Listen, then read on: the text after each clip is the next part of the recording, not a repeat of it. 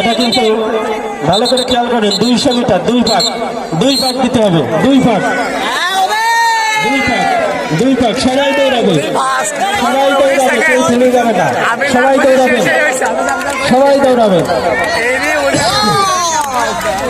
শেষ পাক, সবাই দৌড়াবে, কেউ থেমে যাবেন না।